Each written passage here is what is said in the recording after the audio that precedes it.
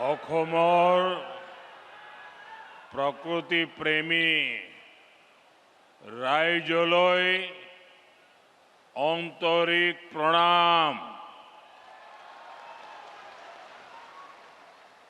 असम के राज्यपाल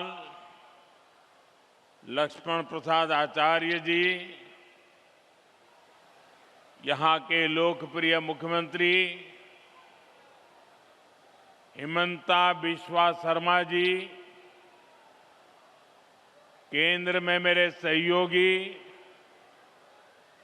सर्बानंद सोनोवाल जी, पवित्रा मार्गरीटा जी, असम के मंत्री अतुल बोरा जी, चरण बोरो जी, कृष्णेंदु पोल जी, केशव महंता जी, अन्य महानुभाव और असम के मेरे प्यारे भाइयों और बहनों, मौसम ठंडा है, गांव दूर दूर है, उसके बावजूद भी जहां जहां मेरी नजर पहुंच रही है, लोग ही लोग नजर आ रहे हैं।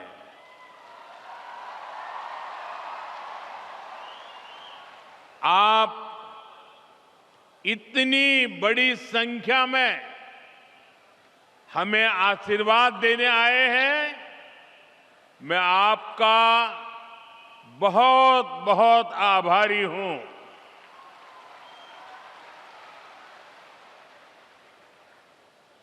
आज फिर काजीरंगा आने का सौभाग्य मिला है। स्वाभाविक है, मुझे अपनी पिछली यात्रा याद आना बहुत स्वाभाविक है। 2 वर्ष पहले काजीरंगा में बिताए गए पल मेरे जीवन के बहुत खास अनुभवों में शामिल है। मुझे काजीरंगा नेशनल पार्क में रात्रि विश्राम करने का अवसर मिला था और अगली सुबह एलिफेंट सफारी के दौरान मैंने इस क्षेत्र की सुंदरता को बहुत करीबी से महसूस किया था। साथियों, मुझे हमेशा असम आकर एक अलग ही खुशी मिलती है।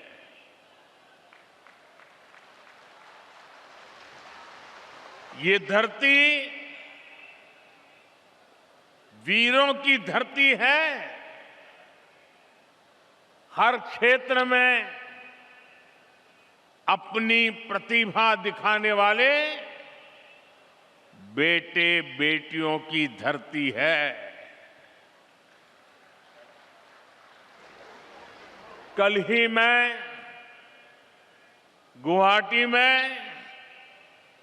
बागुरुम्बा दहौ के कार्यक्रम में शामिल हुआ था। वहां हमारी समुदाय की बेटियों ने बागुरुम्बा की प्रस्तुति देकर नया रिकॉर्ड बनाया। बागुरुम्बा की ऐसी अद्भुत प्रस्तुति 10,000 से अधिक कलाकारों की ऊर्जा, खाम की थाप, सिफुंग की धून, उन मनोरम पलों ने हर किसी को मंत्र मुग्ध कर दिया। बागुरुम्बा की अनुभूति आंखों से होकर दिल में उतरती रही। असम के हमारे कलाकारों ने वाकई कमाल कर दिया। उनका परिश्रम, उनकी तैयारी, उनका तालमेल, सब कुछ बहुत अद्भुत रहा। मैं बागुरुम्बा दहौ के में शामिल सभी कलाकारों को आज फिर से एक बार बहुत बहुत बधाई दूंगा। और मैं देश भर के सोशल मीडिया इन्फ्लुएंसर को भी बधाई देता हूं। मैं कल से देख रहा हूं कि इस बोडो परंपरा का उत्तम नृत्य सोशल मीडिया पे छाया हुआ है। मुझे पूरा विश्वास है देश और दुनिया के लोग कला और संस्कृति के भारत के नजरिए को, उसकी ताकत को पहचानेंगे और इस काम को बढ़ाने वाले सभी सोशल इन्फ्लुएंसर भी बधाई के पात्र हैं। मीडिया के मित्रों के लिए वो कल का शाम का समय जरा बहुत पैक रहता है, लेकिन आज सुबह से कई टीवी मीडिया वालों ने भी इस कार्यक्रम का पुनः प्रसारण शुरू कर दिया है। आप कल्पना कर सकते हैं ये कार्यक्रम कितना भव्य रहा होगा। साथियों, पिछले वर्ष मैं जुमरई महोत्सव में भी शामिल हुआ था। इस बार मुझे माघ बिहू के अवसर पर आने का मौका मिला है। एक महीने पहले मैं विकास परियोजनाओं के लिए यहां आया था। गुवाहाटी में लोकप्रिय गोपीनाथ बरदोलोई इंटरनेशनल एयरपोर्ट का विस्तार हुआ है। मैंने उसकी नई टर्मिनल बिल्डिंग का उद्घाटन किया था। साथ ही नाम रूप में अमोनिया यूरिया कॉम्प्लेक्स की आधारशिला रखी थी। ऐसे सभी अवसरों ने भाजपा सरकार के विकास भी विरासत भी इस मंत्र को और मजबूत किया है। यहां कुछ बंधु चित्र लेकर के आए हैं और ऐसे खड़े हैं थक जाएंगे। आप भेज दीजिए, मैं ले लूंगा।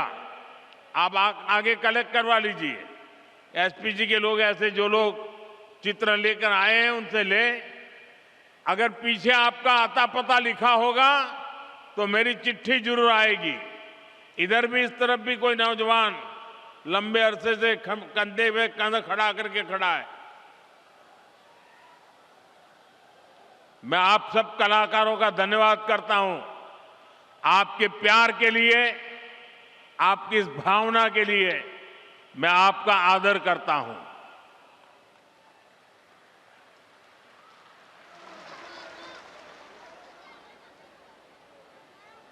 आप सब बैठ जाइए। जो यहां भी है वो ले लीजिए भाई, उनको परेशान मत कीजिए। साथियों, असम के इतिहास में कलियाबोर का अहम स्थान है। असम के वर्तमान और भविष्य के लिए भी ये स्थान बहुत महत्वपूर्ण है। ये काजीरंगा राष्ट्रीय उद्यान का प्रवेश द्वार भी है और ऊपरी आसाम की कनेक्टिविटी का भी केंद्र है। यहीं से महायोद्धा लसित बोरफुकन जी ने मुगल हमलावरों को बाहर करने की रणनीति बनाई थी। उनके नेतृत्व में असम के लोगों ने साहस, एकजुटता और दृढ़ संकल्प के साथ मुगल सेना को पराजित किया था। ये केवल एक सैन्य विजय नहीं थी, ये असम के स्वाभिमान और आत्मविश्वास का जयघोष था। अतीत में यहां से पूरे पश्चिमी असम की जिम्मेदारियां संभाली जाती थी। अहोम शासन के समय से कलियाबोर का रणनीतिक महत्व रहा है। मुझे खुशी है कि भाजपा सरकार में अब ये क्षेत्र कनेक्टिविटी और विकास का अहम केंद्र बन रहा है। साथियों, आज बीजेपी पूरे देश में लोगों की पहली पसंद बन गई है।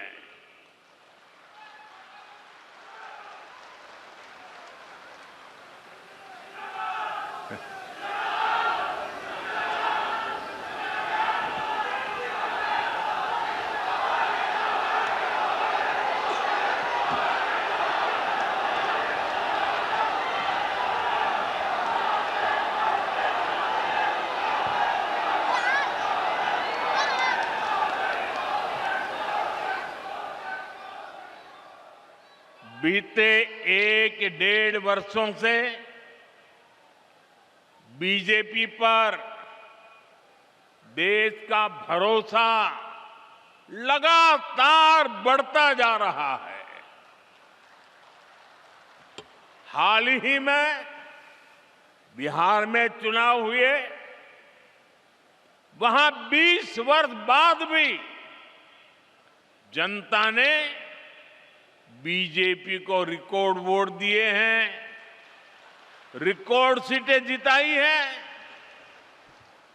2 दिन पहले ही महाराष्ट्र के बड़े शहरों में मेयर और पार्षदों के चुनाव परिणाम आए हैं। मुंबई, जो दुनिया के सबसे बड़े निगमों से एक है, वहां की जनता ने पहली बार बीजेपी को रिकॉर्ड जनादेश दिया।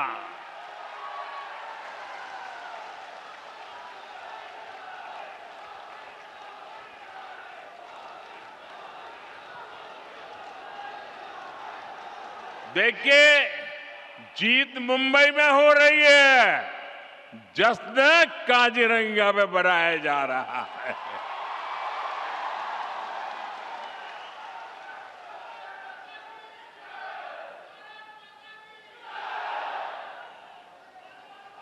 महाराष्ट्र के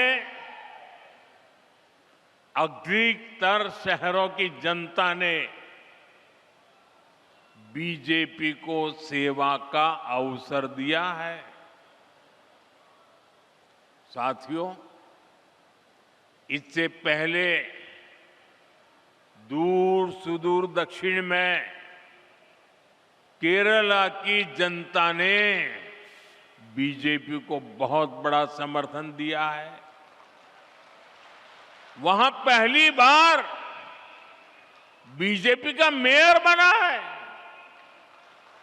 केरला की राजधानी तिरुवनंतपुरम में आज बीजेपी सेवा कर रही है। साथियों, बीते कुछ समय में जितने भी चुनाव परिणाम आए हैं, उनका जनादेश स्पष्ट है। देश का वोटर आज गुड गवर्नेंस चाहता है, विकास चाहता है। वो विकास और विरासत दोनों पर फोकस करता है। इसलिए वो बीजेपी को पसंद करता है।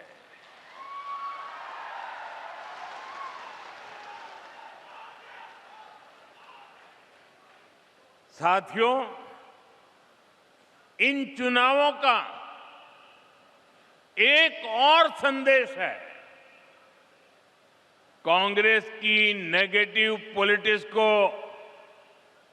देश लगातार नकार रहा है। जिस मुंबई शहर में कांग्रेस का जन्म हुआ था, वहां वो आज चौथे या पांचवें नंबर की पार्टी बन गई है। जिस महाराष्ट्र पर कांग्रेस ने सालों तक शासन किया, वहां कांग्रेस पूरी तरह से सिमट गई है। कांग्रेस देश का भरोसा खो चुकी है, क्योंकि कांग्रेस के पास विकास का कोई एजेंडा नहीं है। ऐसी कांग्रेस कभी असम का काजीरंगा का भी भला नहीं कर सकती। साथियों, काजीरंगा की सुंदरता के बारे में भारत रत्न डॉक्टर भूपेन हजारिका जी ने कहा था,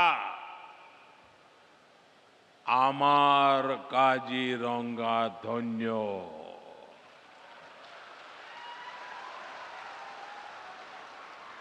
प्रकृति दुनिया कुलात खेली,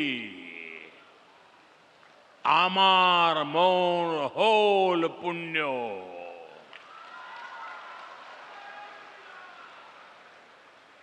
इन शब्दों में काजीरंगा के प्रति प्रेम की भावना है। साथ ही इनमें असमिया लोगों के प्रकृति से स्नेह की अभिव्यक्ति भी है। काजीरंगा केवल एक नेशनल पार्क नहीं है, काजीरंगा तो असम की आत्मा है, आत्मा।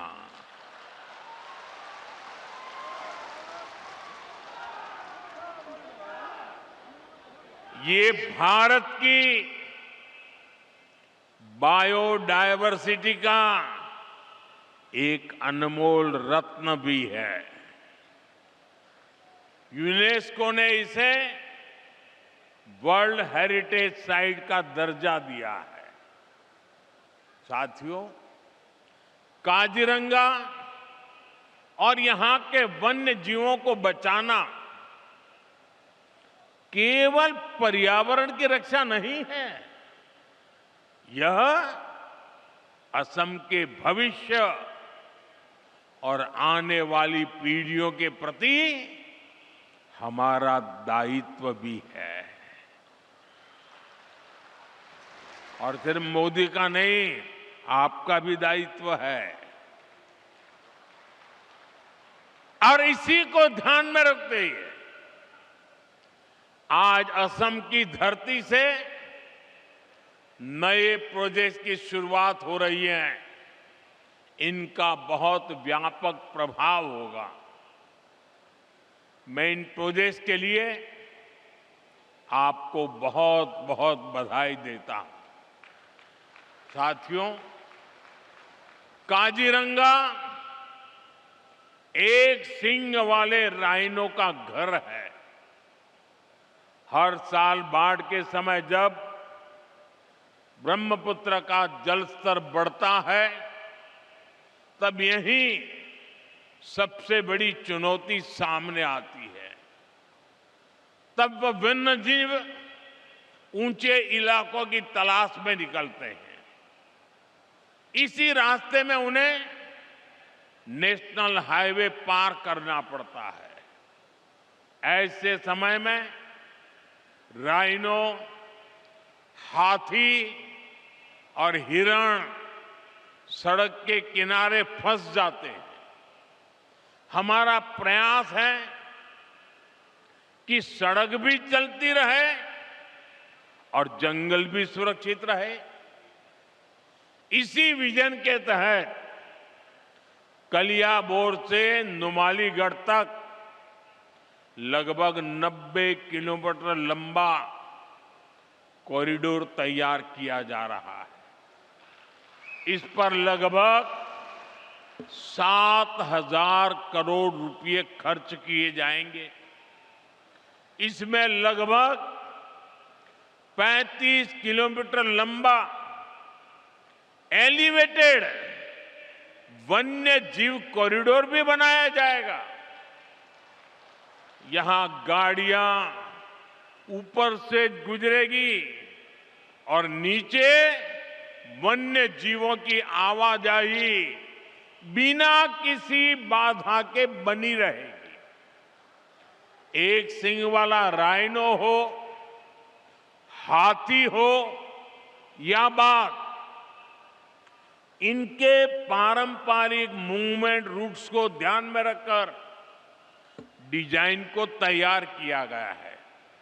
साथियों, ये कॉरिडोर ऊपरी असम और अरुणाचल प्रदेश की कनेक्टिविटी को भी बेहतर बनाएगा।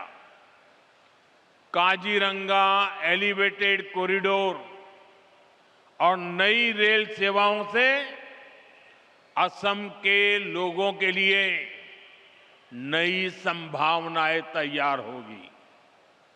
मैं असम की जनता और देशवासियों को इन महत्वपूर्ण परियोजनाओं के लिए बधाई देता हूं। साथियों,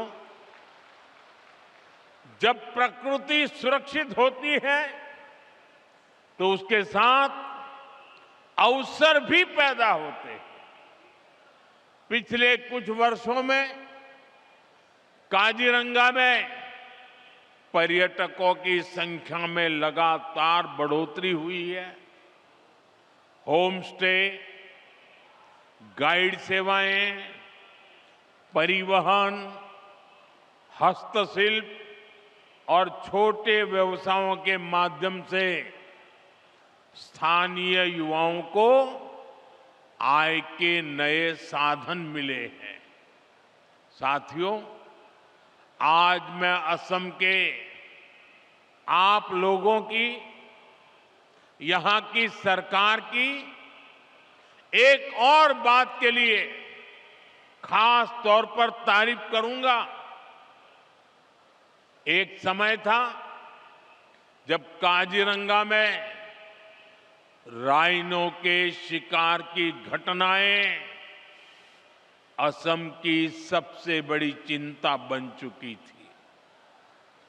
2013 और 14 में एक सींग वाले दर्जनों राइनो मारे गए। भाजपा सरकार ने तय किया था कि हम ये नहीं चलने देंगे। अब ऐसा नहीं चलेगा।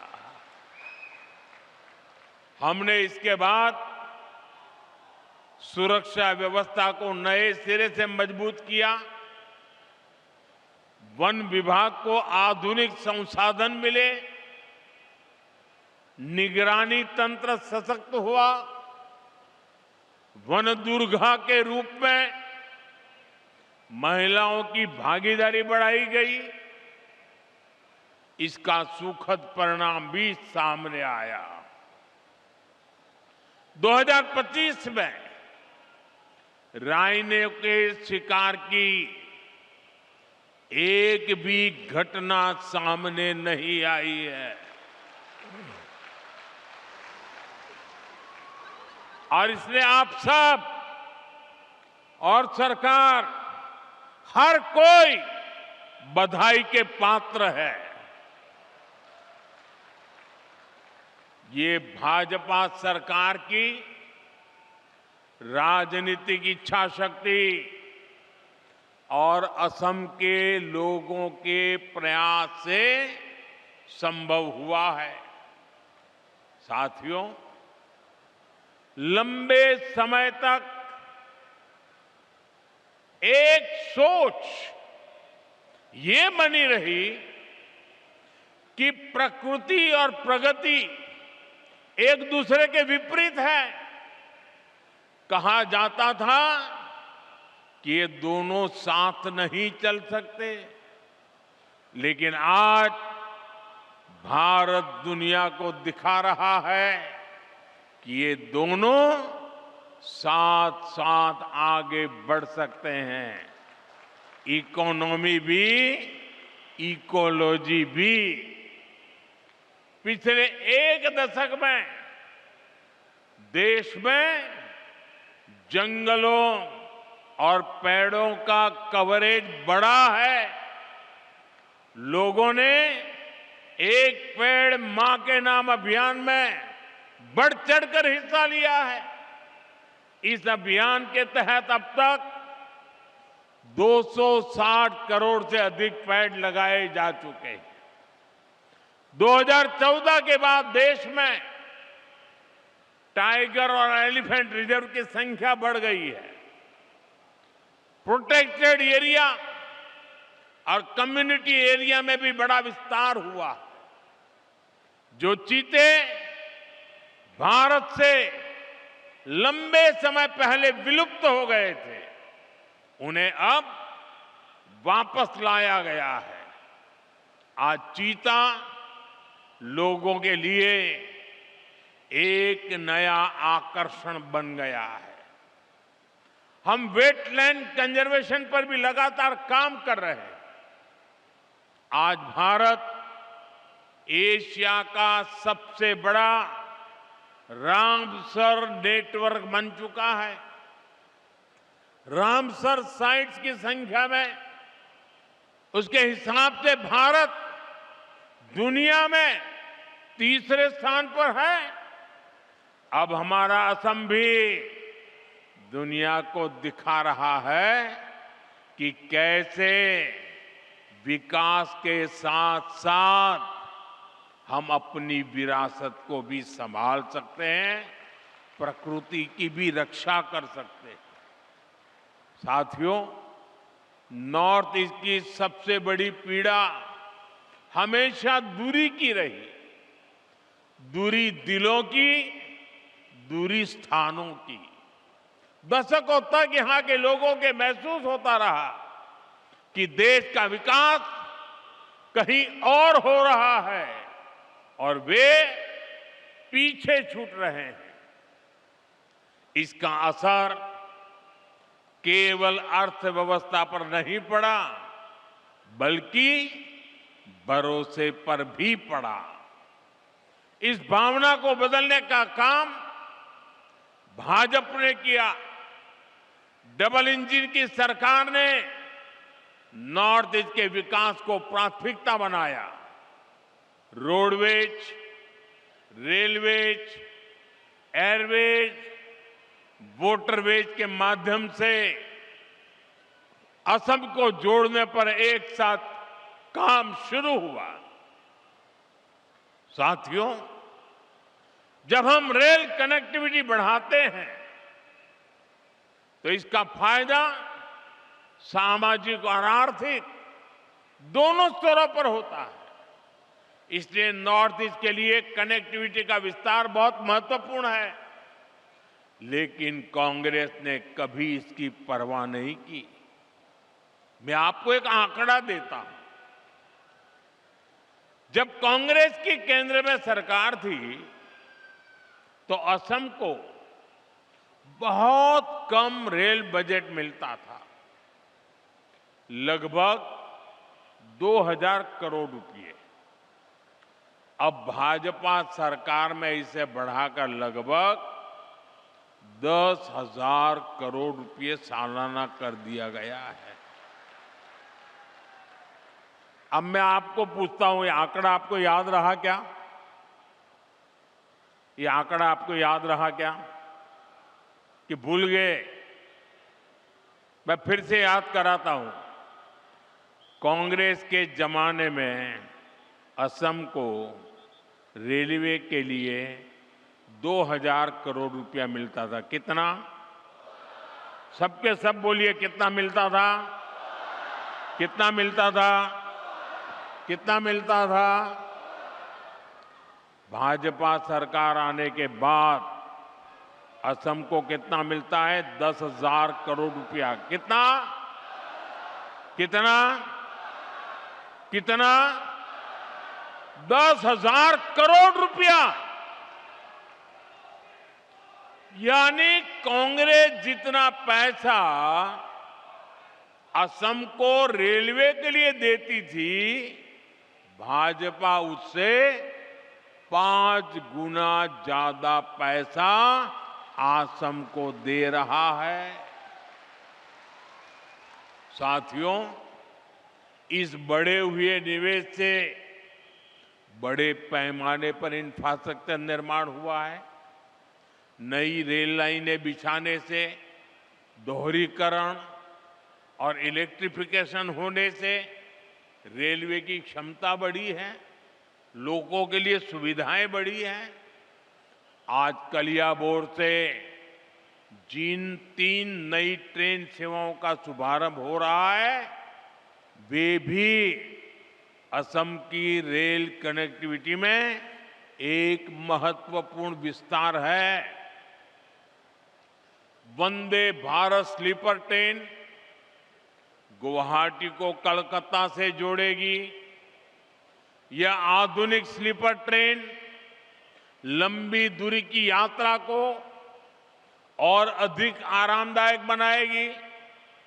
इसके साथ ही 2 अमृत भारत एक्सप्रेस ट्रेनों की शुरुआत की जा रही है। इन ट्रेनों के रास्ते में असम, पश्चिम बंगाल, बिहार और उत्तर प्रदेश के कई महत्वपूर्ण स्टेशन शामिल है, जिससे लाखों यात्रियों को सीधा लाभ मिलेगा। ये ट्रेनें असम के व्यापारियों को नए बाजारों से जोड़ेगी, छात्र शिक्षा के नए अवसरों तक आसानी से पहुंच सकेंगे और असम के लोगों के लिए देश के अलग अलग हिस्सों में आना जाना सरल हो जाएगा। कनेक्टिविटी का विस्तार भरोसा पैदा करता है कि नॉर्थ ईस्ट अब विकास के हाशिए पर नहीं है। नॉर्थ ईस्ट अब दूर नहीं रहा। नॉर्थ ईस्ट अब दिल के भी पास है, दिल्ली के भी पास है। साथियों, आज आपके बीच असम के सामने मौजूद एक बड़ी चुनौती की भी चर्चा आवश्यक है। ये चुनौती है असम की पहचान बचाने की, असम की संस्कृति बचाने की। आप मुझे बताइए, असम की पहचान बचनी चाहिए कि नहीं बचनी चाहिए? ऐसा नहीं सबके सब जवाब दो। असम की पहचान बचनी चाहिए कि नहीं बचनी चाहिए? आप सबकी पहचान बननी चाहिए कि नहीं बननी चाहिए? आपके पूर्वजों की विरासत बचनी चाहिए कि नहीं बचनी चाहिए? आज असम में बीजेपी सरकार जिस प्रकार घुसपैठ से निपट रही है, जिस प्रकार हमारे जंगलों को, ऐतिहासिक सांस्कृतिक स्थलों को, आप लोगों की जमीनों को अवैध कब्जों से मुक्त कर रही है, उसकी आज बहुत प्रशंसा हो रही है। ये सही हो रहा है कि नहीं हो रहा है? ये होना चाहिए कि नहीं होना चाहिए? ये आपके भले के लिए है कि नहीं है? लेकिन आप जरा ये भी सोचिए साथियों कि कांग्रेस ने असम के साथ क्या किया।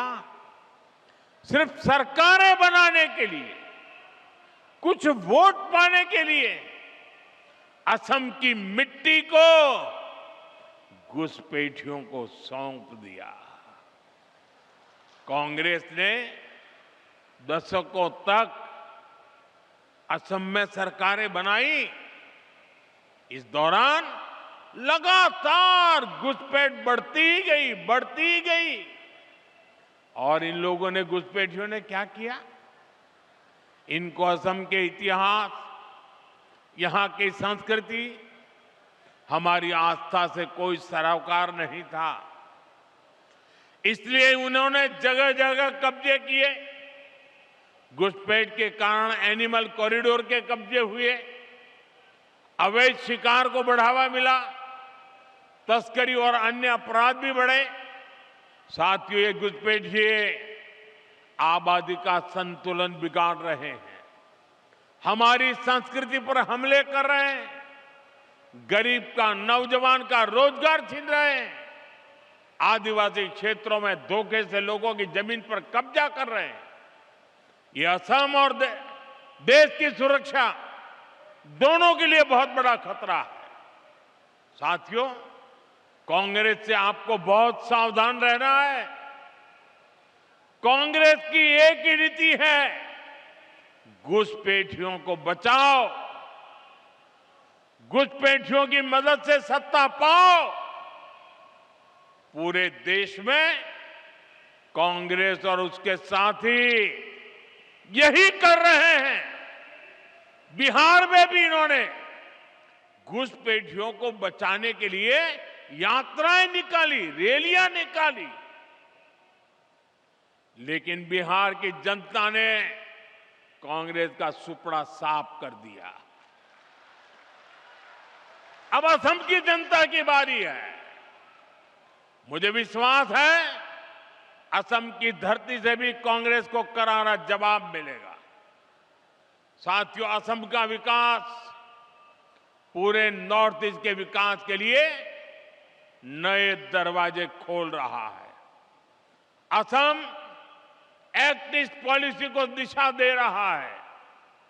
जब असम आगे बढ़ता है तो नॉर्थ ईस्ट आगे बढ़ता है। जब नॉर्थ ईस्ट आगे बढ़ता है तो हिंदुस्तान आगे बढ़ता है। हमारे प्रयास और असम के लोगों का भरोसा पूरे नॉर्थ ईस्ट को नई ऊंचाइयों तक ले जाएगा। इसी विश्वास के साथ एक बार फिर आप सभी को आज की परियोजनाओं की बहुत बहुत बधाई देता हूं। मेरे साथ बोलिए, भारत माता की, भारत माता की। ये वर्ष वंदे मातरम के 150 साल एक पुण्य स्मरण करने का समय है। मेरे साथ बोलिए, वंदे वंदे वंदे वंदे वंदे वंदे वंदे वंदे वंदे वंदे।